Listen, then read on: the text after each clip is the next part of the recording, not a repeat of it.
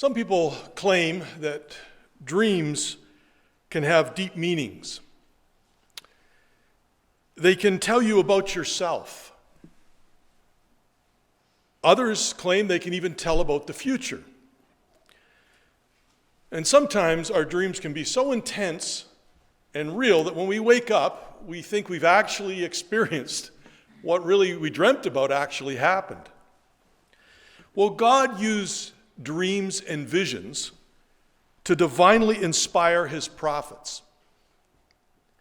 The dreams were so real to these prophets as if they were standing and watching the events unfold themselves as they saw it happening before them. Now, the prophet Daniel, who lived in approximately 620 BC, some 2,500 years ago, wrote down the visions of the dreams that he had that God revealed to him. And one of these incredible dreams we want to look at and a little bit closer tonight because it impacts the days in which we live, and it gives us clues just how close the return of Christ really is. Well, turn with me, please, to Daniel chapter 7.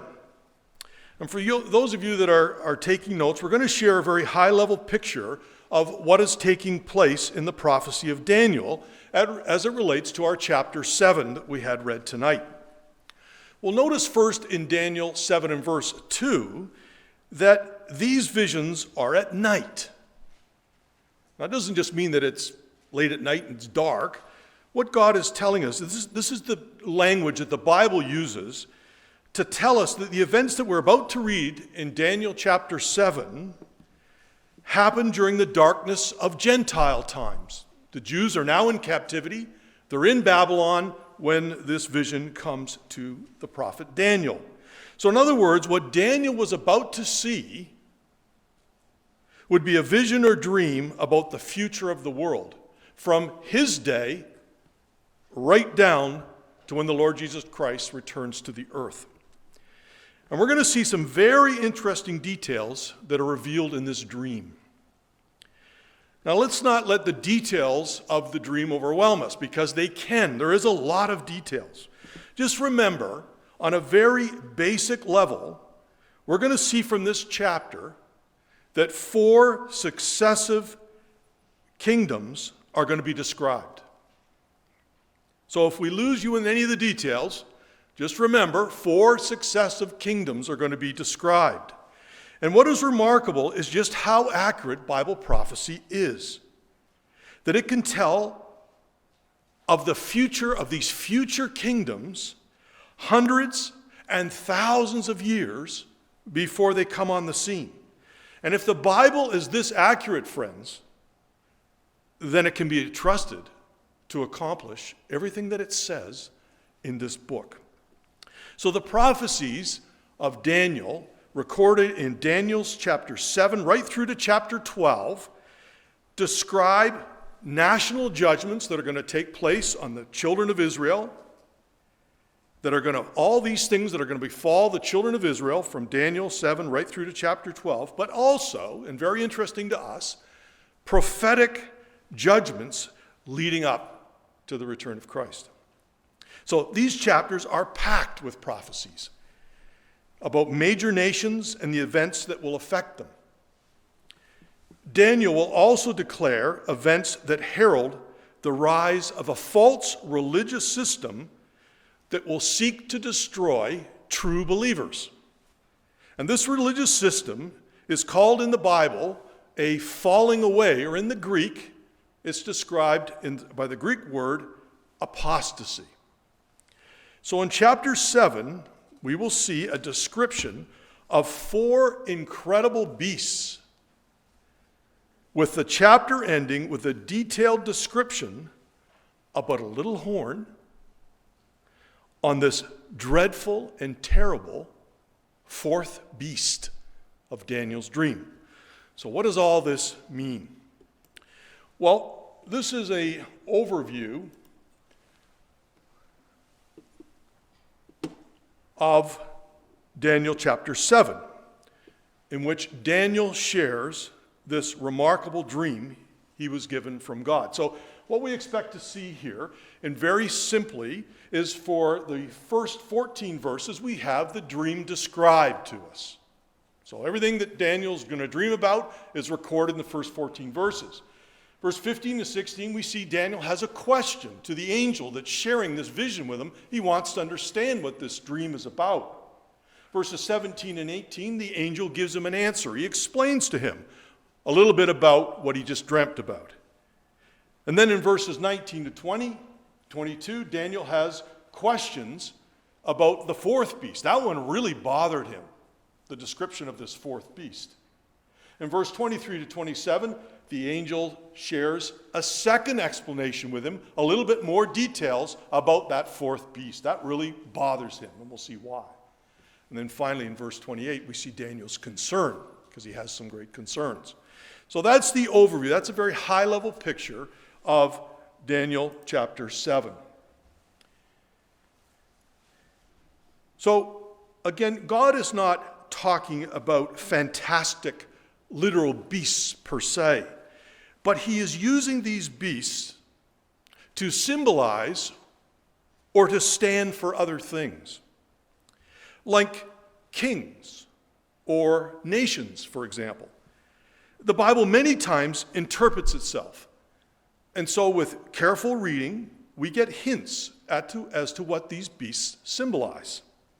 And so we read in Ecclesiastes chapter 3 and verse 18, I said in mine heart concerning the estate of the sons of men, that God might manifest them, and that they might see that they themselves are beasts.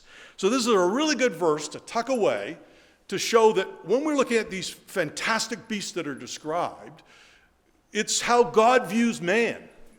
God views man just like beasts. And men sometimes can demonstrate the characteristics of beasts. And God sees the nations as beast-like. This is how God sees man, especially the kingdom of men.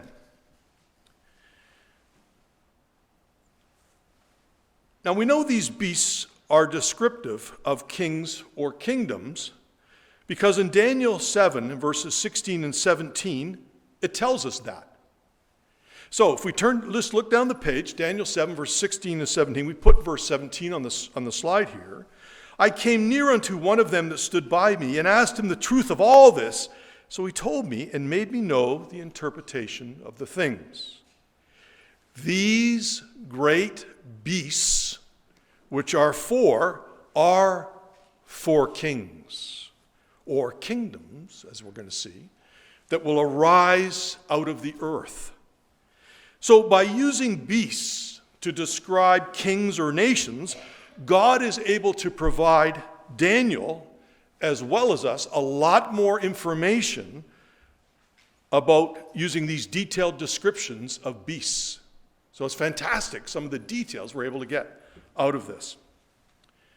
Well, in Daniel chapter 7, we're reading of a dream that the Jewish prophet Daniel had, but earlier in the book of Daniel, in chapter 2, we see recorded there another dream. And that dream was won by a king by the name of King Nebuchadnezzar of Babylon. Interestingly enough, he's actually the first king in this remarkable dream that we're going to look at tonight. And it's actually about King Nebuchadnezzar of Babylon.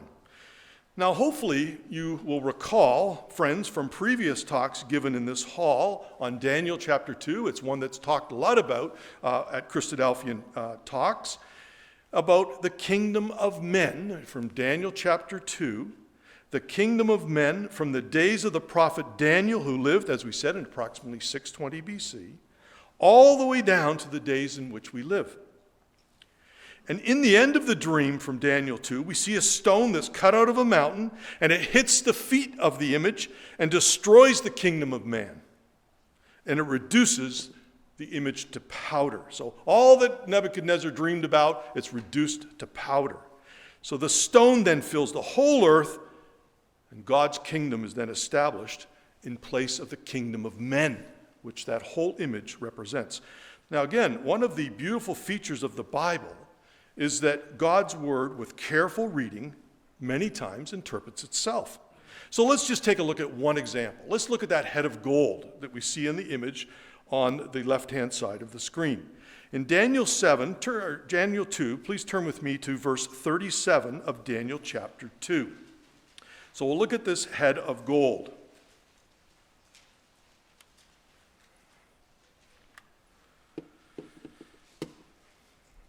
We read here in verse 37, "Thou, O king," now this is Nebuchadnezzar, who Daniel is talking to. He's interpreting to him his dream. God gives Daniel the power of interpretation.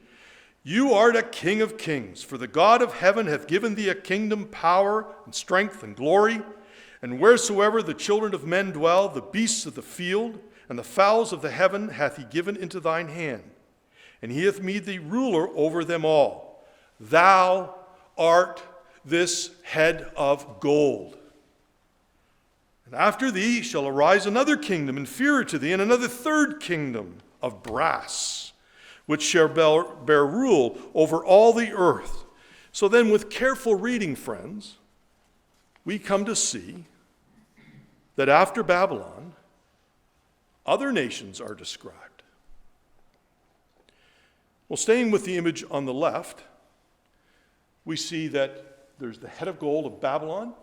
We see another nation to follow them, being depicted by 2 arms of silver, which is the Medes and the Persians, followed by the brazen-coated or the brass next, which is a symbol of Greece, as they were the next nation, and followed by 2 legs of Rome. We're going to see why that's a fantastic description of Rome, and then finally down to feet, which are part of iron and part of clay. So right from the time of the king of Babylon, the whole history that God is interested in us knowing is revealed to us through this dream. Now, when we come to Daniel's dream in chapter 7, we see the image of Daniel 2 now more fully developed in 4 corresponding beasts. God is able to reveal to us more details about these particular elements, these metals, these kingdoms in Nebuchadnezzar's dream of chapter 2. Now remember that although man may dream that he's this colossal, good-looking fella on the left, God sees man, especially the kingdoms of men, like the beasts that we see on the right. And then through these wonderful symbols, God's able to get more information across to us, to Daniel and to us. So let's take a look at the right side of the screen. Each beast in Daniel 7 relates to the image dream of Daniel 2.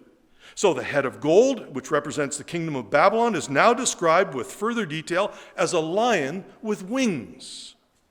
The 2 arms of silver that represented the Medes and the Persians are now seen in symbol as a bear with 3 ribs in its mouth.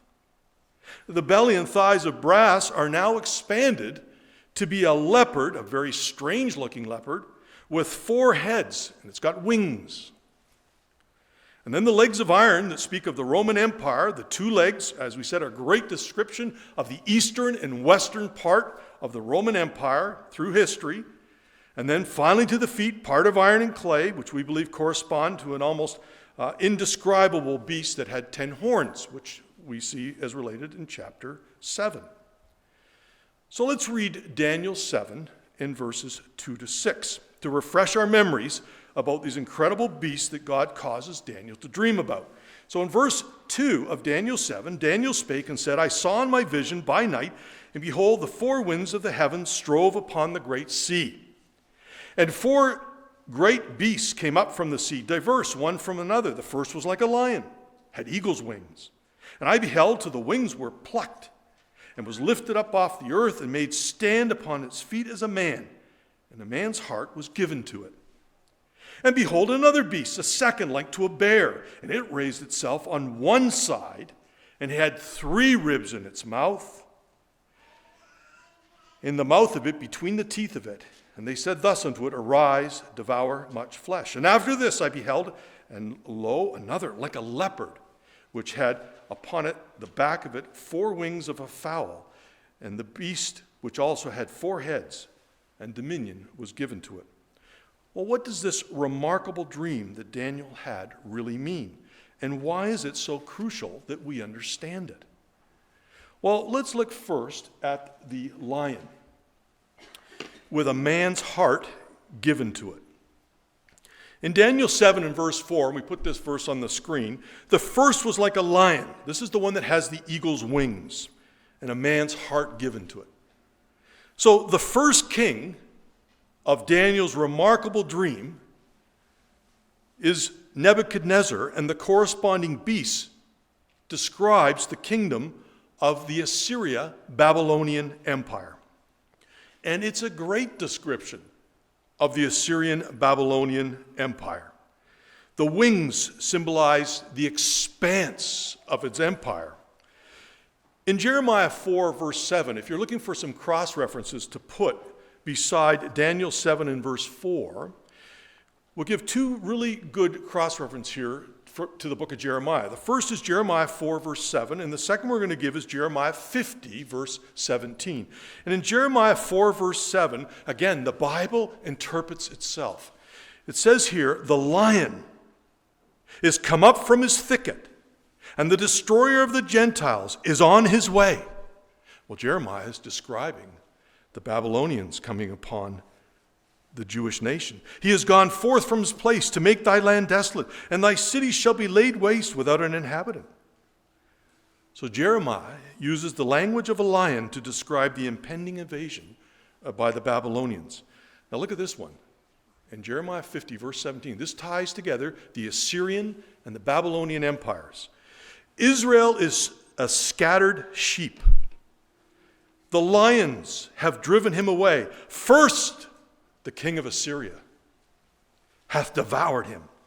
And last, this Nebuchadnezzar, king of Babylon, hath broken his bones. So the Bible interprets itself. Before the Babylonians, there were the cruel Assyrians. And the Babylonians actually grew out of the Assyrian Empire, as we'll see. They are very closely related. Just by way of background on the Assyrian and Babylonian empires that existed in the day when Daniel prophesied, we had an opportunity to go to the Pergamum Museum in Berlin, Germany, a number of years ago. And there's some very interesting archaeological evidence which can help us in our Bible studies. Seems like a strange name for a German museum to be called the Pergamum Museum, but it actually relates to the city of Pergamos, referred to in Revelations chapter 2. And German archaeologists, what they did is they dug up the temple of Zeus from Pergamos, and they took it back and put it in the main foyer of this museum, hence the name, the Pergamum Museum.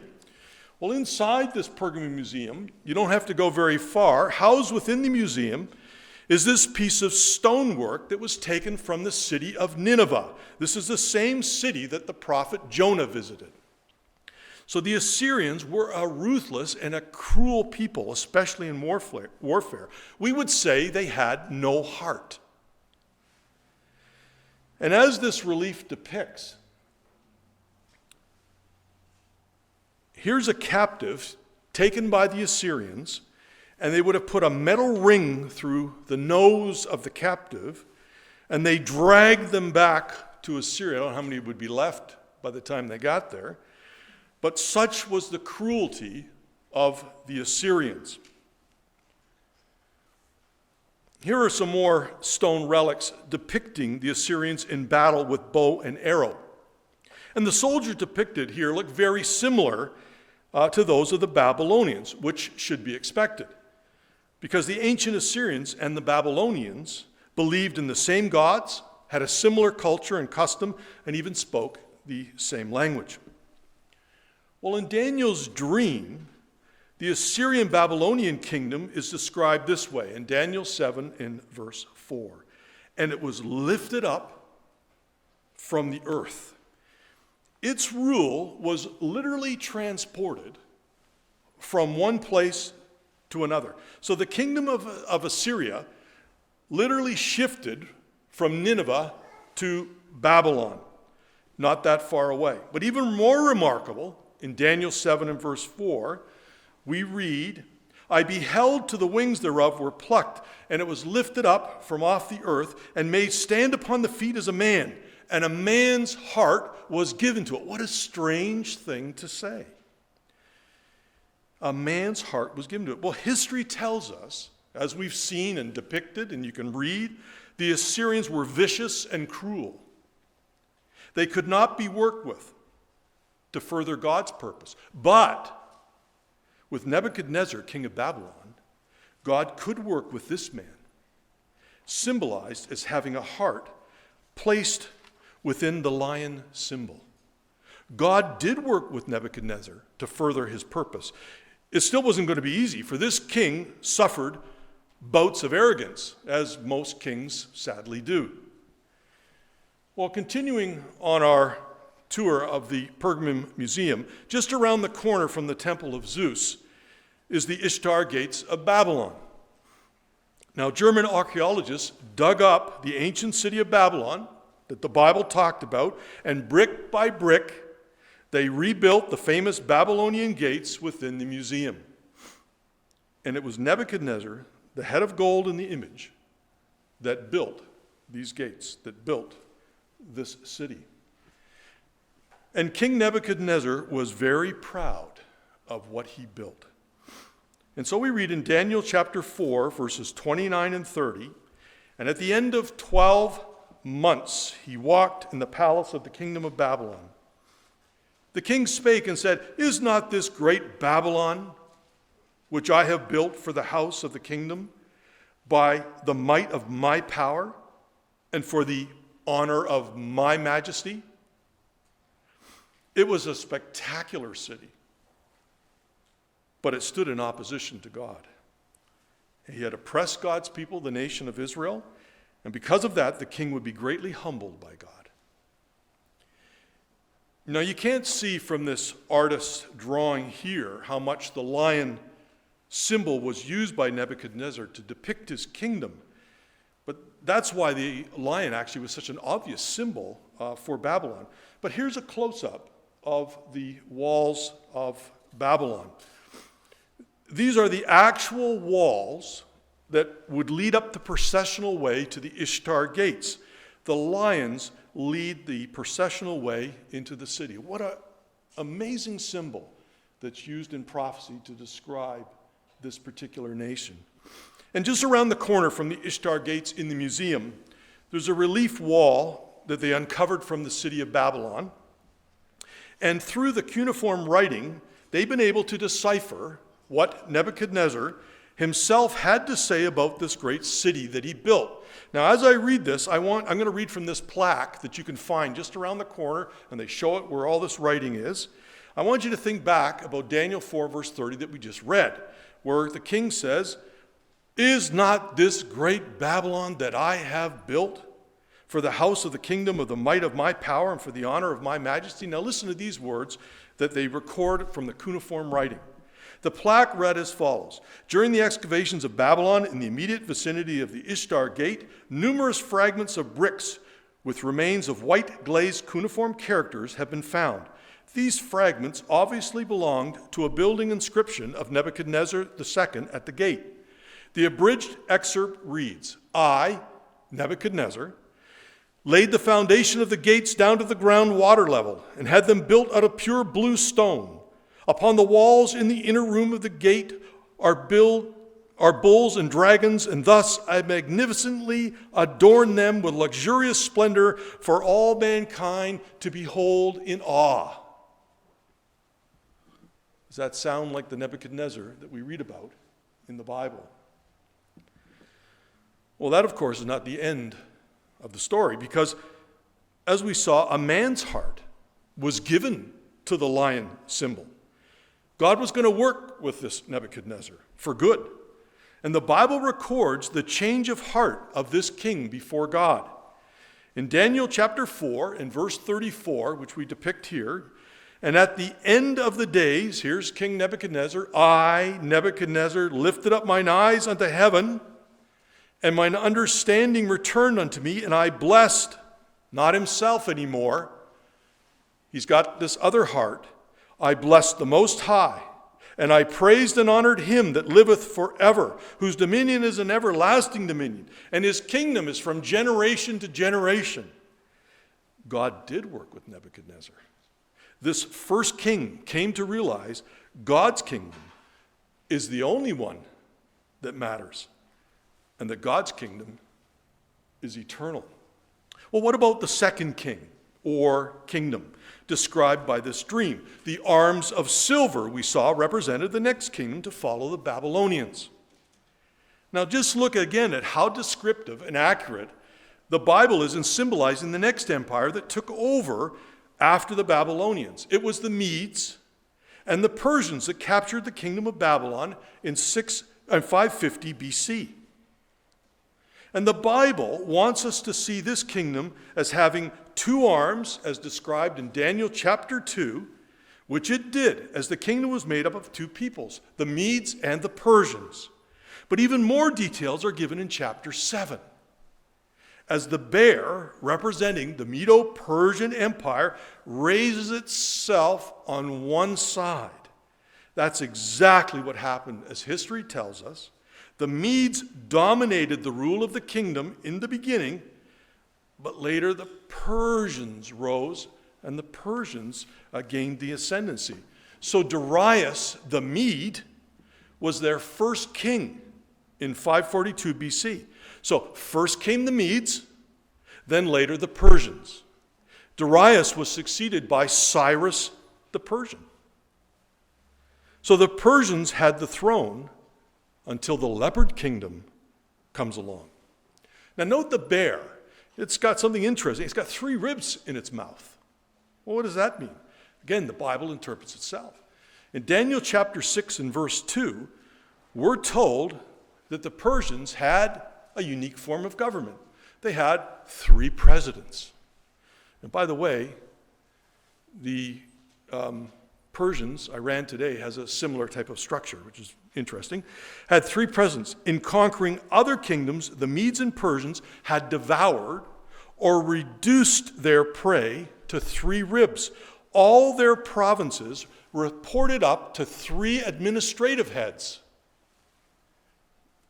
or presidents. It's absolutely remarkable, the detail that comes out of these beasts and these images. So, the Medo-Persian kingdom expanded to cover more territory than the previous Assyrian-Babylonian empire it took over from. Now, the stone relief that you see up there in the top right, it was taken from Persepolis, Iran. And it shows a Mede soldier followed by a Persian soldier. You can see the different headdress that they wore. So this bear beast then describes the second king or kingdom of the Medes and the Persians, ruled by various kings, the most notable being Darius and Cyrus. A number of kings, but all ruling the same kingdom. Well, as King Nebuchadnezzar's dream in chapter 2 reveals to us, the silver 2-armed kingdom of the Medes and the Persians, later to be more fully described in chapter 7 as the kingdom of the bear, would rule until it was superseded by a leopard kingdom with 4 heads. And if you want, for your own studies, more details on that kingdom, you can read chapter 8 and chapter 11 of Daniel. But for our purposes tonight, we're going to read from Daniel 7, verse 6. And after this I beheld, and lo, another, like a leopard, which had upon the back of it 4 wings of a fowl. The beast also had 4 heads, and dominion was given to it. So this kingdom matches with the belly and the thighs of brass from King Nebuchadnezzar's dream in chapter 2. And it's a great description of the kingdom of Greece, because that is the next kingdom that came along to conquer the Persians. It was the Greeks, led by none other than the greatest general that ever lived, Alexander the Great. And he starts off as this 3rd king of Daniel's dream. But something strange is depicted of this leopard, because it has 4 heads. But what does all this mean? Well, history records that the Greeks were actually noted for their brass armor that they wore into battle. Hence, they were known as the brazen-coated Greeks from history, exactly as described in Daniel chapter 2. In Daniel 2 and verse 39 we read, and another third kingdom of brass. Well, in fact, as this image portrays, Alexander the king of the Greeks, he was known to enter battle riding upon a leopard skinned saddle. And we see that the Greeks, it's a great description of the Greek nation, the idea of a leopard. It's very appropriate beast to describe the Greeks. Because like the leopard, one of the most beautiful of beasts of prey, Greece was considered to be one of the most cultured nations. The leopard has a very wide range of habitat as it moves in search of food, and it strikes with incredible speed. Hence the idea God's giving us of wings. That's how fast this kingdom would move. And Alexander ascended the Macedonian throne at the age of 20 years old, and he had the whole civilized world under his feet by 10 years later. That's how fast the kingdom of Greece moved. So Alexander the Great dominated the world scene, moving with incredible speed, just like the leopard with wings, as he raced throughout the Middle East and Asia, often catching his enemies off guard and unprepared. And it's interesting that to distinguish his cavalry from his foot soldiers, he actually gave his cavalry cloaks to wear. And so as they would ride into battle, they were called the Thessalian cavalry. And as they would run, they would go into battle on their horses, their cloaks would furl up, and they looked like wings as they rode into battle. In fact, the Greek nicknamed these riders the Thessalian wings. And so they would ride into battle, and these cloaks would come up from behind them. Again, an absolutely marvelous description, but it gets even better than that, because every word in the Bible is so full of meaning. So in Daniel 7 and verse 6, we read, the beast also had 4 heads. Now these 4 heads of the leopard answer perfectly to Alexander's 4 generals who took over his empire after his death in 323 BC. Alexander, in the very prime of his life, at 33 years old, was struck down by malaria, and he died. And he left no successor to take over. And so these 4 notable ones take over. Again, a wonderful description of what happened. His 4 generals split up the kingdom, the 4 heads of the leopard. Seleucus, Lysimachus, Cassander, and Ptolemy just split up his empire into 4. All that Alexander and later his 4 generals achieved would pave the way for the next kingdom to come, and that would be the Romans, described in Daniel chapter 2 as having 2 legs of iron, but in chapter 7 as a dreadful and a terrible beast with 10 horns. So the 4th king or kingdom was Rome. Many kings dominated its history. This kingdom evolved over time as it developed. It was led by Caesars and emperors and presidents, and at various times influenced and supported by the Holy See or the papacy headquartered in Rome. As the papacy has remained as the religious heart of the empire for thousands of years, and finally today we see it still the same in Europe today. Now that's a lot to digest. Well, let's look at some supporting history so that we can understand this a little bit better. So let's first read from Daniel 7 and verse 7. And after I saw in the night visions, and behold, a 4th beast, dreadful and terrible and strong exceedingly, and had great iron teeth. So we see some of the iron still there.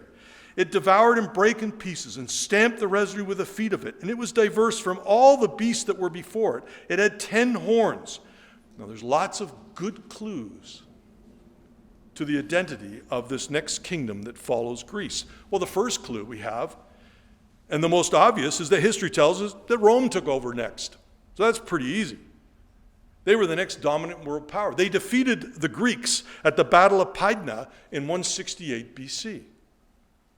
Our second clue is that Rome was divided into 2 distinct but closely associated empires, answering beautifully to the 2 legs of King Nebuchadnezzar's dream image from Daniel chapter 2. The Western Empire was headquartered in Rome, and the eastern leg of the empire was headquartered in Constantinople, which we would know today as the area of Turkey. So the Western Roman Empire, it collapsed in 476 AD, and the Eastern Empire survived all the way until 1453. And in the 6th century, the Eastern Roman Emperor, Justinian I, who was based in Constantinople, reimposed direct imperial rule on large parts of the former Western Roman Empire. So, though the Eastern Empire retained territories in the south of Italy and different places in Western Europe, their significance or their influence was significantly diminished over time. And so what happens? The papacy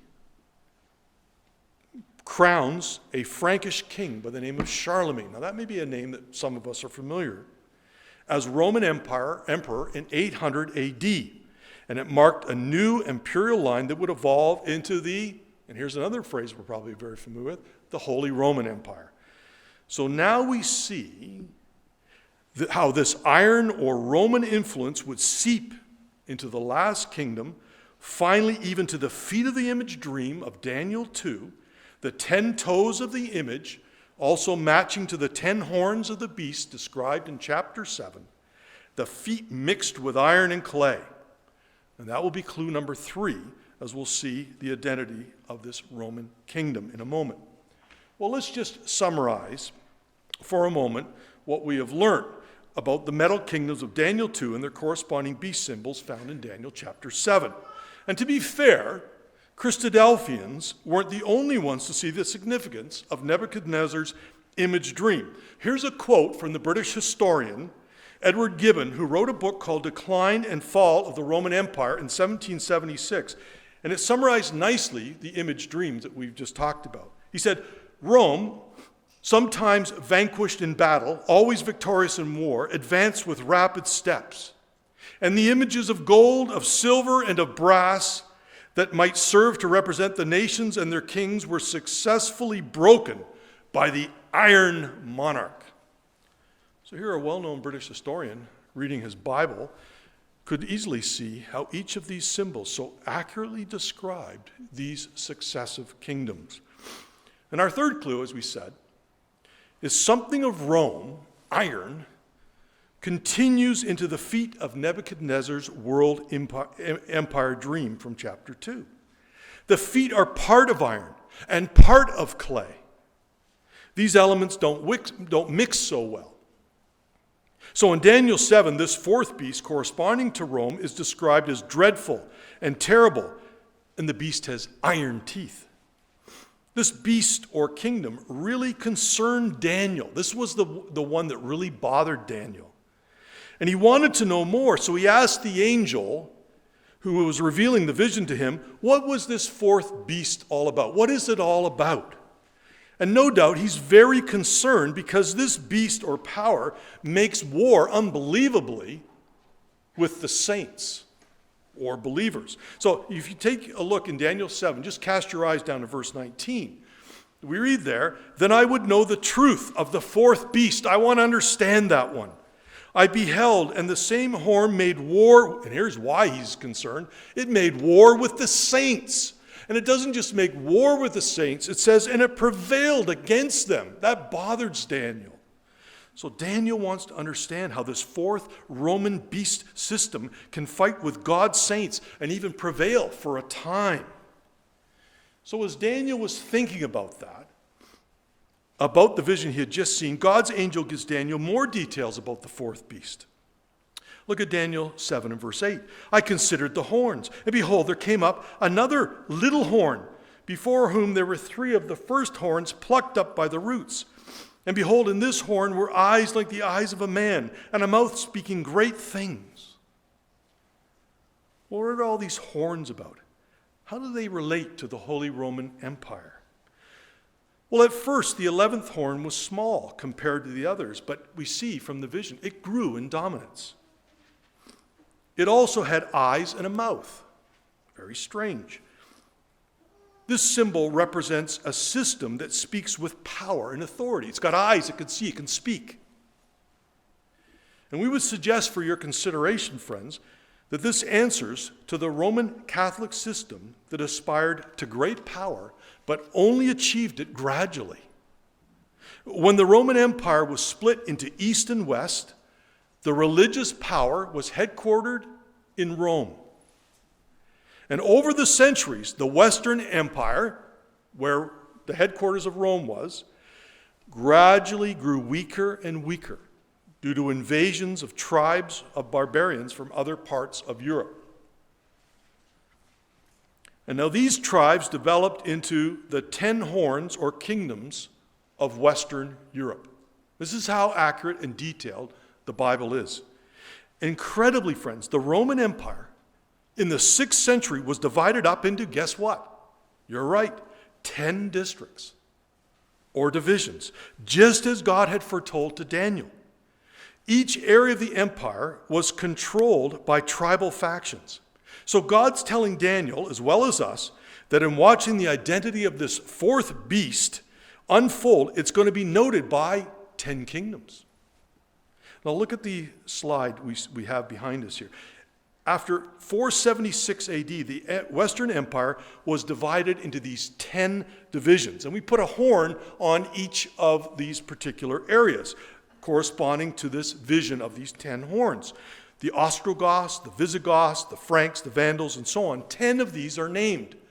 And they were all in the area of Rome, including into the area of Rome itself. And each of these areas we've marked. Well, gradually these tribes started to adopt, and this is very interesting, they started to adopt the Arian beliefs or Christian religion that believed in one God. Well, that's a problem. Because 3 of these tribes, the Goths, the Ostrogoths, and the Heruli, decided to challenge the Pope, who claimed that the Trinity was the only true belief. So these tribes then went in and occupied Italy. Now the Pope's in trouble. So the papacy asks for help, and he gets help from the emperor in the east, in Constantinople. His name was Emperor Justinian. And Emperor Justinian, he comes to his rescue. In 527 AD, the Goths are defeated. He restores the belief in the Trinity. He gave back a measure of power to the Pope. And later, Justinian gives more power to the Pope because he actually gives him control over the provincial and municipal government in Italy itself. So the Holy Roman Empire continues to grow in strength and in power. And various popes were supported over the years by various emperors in the East. But in 1453, the Eastern Empire collapses because the Muslims invaded in the eastern part of the empire, and they overthrew the Eastern Empire and took the city of Constantinople. Now the Pope has a real problem. Who's going to support him now that the Eastern Empire has lost its power and influence? Who's going to support the Pope now? He always counted on the Eastern military power of the Roman Empire. Well, the Pope at the time, he turns to the Germanic tribes that had occupied northwest Europe. And he finds a champion to save the church. And he's a man, got a funny little name. His name is Pepin the Short. He may have been short, but he really helped the Pope, because Pepin invades Italy in 758 AD, and he puts down the challenge to the papacy by the barbarians. And Pepin then gives a gift to the Pope. A gift which became known as the States of the Church. These are the 3 kingdoms of Italy that Pepin gave as a gift to the Pope. Ravenna, the kingdom of the Lombards, and the state of Rome itself. I want us to remember those 3. The Pope now enjoys temporal power. The little horn of the papacy, the religious king of the Roman Empire, had grown to its full height. The gift was supported by Pepin's son, and there's that fella, Charlemagne. That was his dad, was Pepin. In fact, this gift, believe it or not, is still commemorated by the Pope today whenever he wears the triple crown. It's a token of the 3 horns plucked up by the roots to establish papal authority. How incredibly detailed and accurate is God's word. The uprooting of the Heruli, Vandals, and the Ostrogoths. These 3 kingdoms would make way for the papacy, led by the Bishop of Rome. And so in Daniel 7 and verse 20 we read, "And of the 10 horns that were in his head, and of the other which came up, and before whom 3 fell, even of that horn had great eyes, and a mouth that spoke very great things, whose look was more stout than his fellows." And as a side note, friends, even today the papacy is known as the Holy See. And they use it to indicate the city-state of the Vatican. As Daniel prophecy tells us, a new power arises out of these 10 Western European kingdoms. Daniel 7, verse 25.